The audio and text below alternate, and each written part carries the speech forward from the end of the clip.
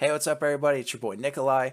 I was on Twitter today and I saw a post from the Shanghai Dragons, and I thought this would be a great discussion video. If you don't already know, the Shanghai Dragons are one of the 12 original franchises for Blizzard's Overwatch League. What's cool about them is that they were the very first team to get a name and brand. I remember when I first saw the colors and the name, I was like, this is sick! It's happening! I can't wait to see more! I was definitely rooting for them.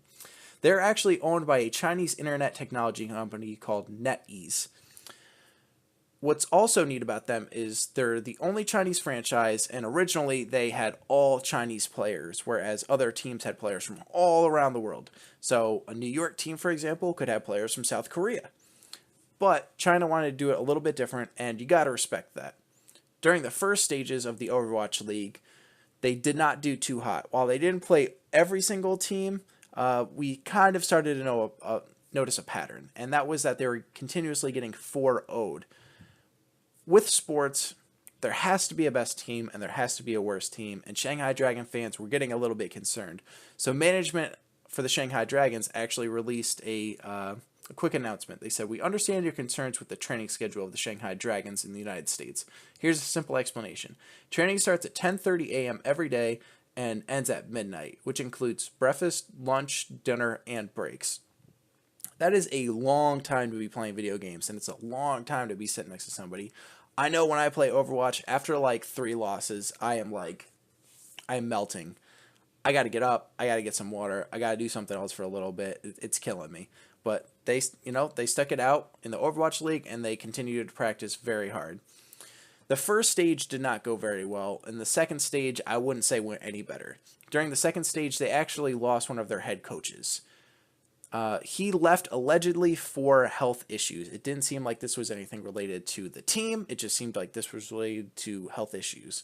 If that wasn't bad enough, they also lost one of their best DPS players. His name was Undead. I remember watching this kid. He was pretty sick. I don't really want to get into the details of why he was released. They ran it by the Overwatch League. It was approved, and ultimately he was let go. If you want, I have some links in the description below. You can click on those links and you can find out more. But personally, it's not something I really want to dive into. Importantly, though, he was replaced with another DPS player named Damon. And he did well, and things started to pick up. They started to win some maps. Things were going better for them, but they still couldn't secure a W. Time went on, and eventually they got to a point where they did have 28 losses. In the eSports world, there really isn't another team that has a lose streak like the Shanghai Dragons. But in traditional sports, there's a football team, the Philadelphia 76ers, and they had a lose streak of 28 games before they actually won their first game. They were the owners of the longest lose streak ever, and unfortunately now the Shanghai Dragons have been given that title. I know if you're a Shanghai Dragons fan, I definitely don't want you to give up. I definitely think there's still hope. All in all, yes, they did go 0-40, and I'll admit, not the best record ever, but let's look at what they actually did do. They did win 21 maps. They would have to dive in, and they would have to see, okay, in those 21 maps, did we always win on Volsky Industries, or did we win on that map the most? Let's find their favorite map, or the map that they did the best on. They tied 2 maps, and they lost 141 maps. In my opinion, these are not bad players. They are good players, but there is something that is causing this issue. There is bad luck. Sometimes you have bad days. Sometimes the player's sick. But there is a bigger underlying issue, and I believe that's communication. Management actually did make an announcement. As I mentioned earlier, the Shanghai Dragons picked up Korean players. So that now there's a mixture of Chinese players and Korean players. And the announcement went something like this. I have told the Korean players to avoid using Korean in-game because all communication needs to be in Chinese and Chinese only in the future.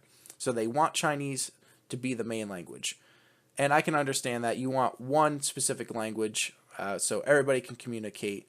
Obviously, the players aren't fluent yet, so the Chinese players are helping them out by speaking English when necessary. The best way I can put this, guys, is imagine going to war and imagine trying to learn a second language while you're at war. Extremely stressful environment. You may you may be screaming it in your language, but they just don't understand. Like, get on the point, or, Tracer in the back line, something like that. This is overall has to be a very stressful environment for them, and I feel like they are doing the best that they can. The Twitter post that made me make this video, it was posted yesterday on July 30th, 2018. It said, all members of the Shanghai Dragons are now regrouped in Shanghai. The first thing we will do is review and summarize our performance during Season 1. Then we will reevaluate our players to create guidelines for future references. They're reviewing their performance. Extremely important. Like I said, they're going to want to dive in. They're going to want to see, out of those 21 maps, what went right. Let's not focus so much on what went wrong. And another thing, too, is it sounds like they're going to be reviewing their roster. Some players may be cut. They may be adding different players. We're going to have to wait and see what happens here. And ultimately, I think in the next season, they will be able to get their first win. If they do keep Korean players on their team, which I hope they do, this will give them a little bit more time. Maybe they don't necessarily need to say a huge long sentence, but maybe they could just come up with very quick phrases, just payload, or, couple words here, Tracer and backline, done. That way and if they keep practicing that, and the more that they play together, the more they should get better. If you're a Shanghai Dragons fan, don't give up. I will absolutely be rooting for them. They are clearly the underdogs, and I cannot wait for their very first victory. I appreciate you guys tuning in. In the description below, I will have the sources that I used, and like I said, I will also have those links to more information about Undead being released. Below that, I will have my Twitter information and my Twitch information in case you want to stop by or play some video games with me. Thank you very much for stopping by, and have a great rest of your day.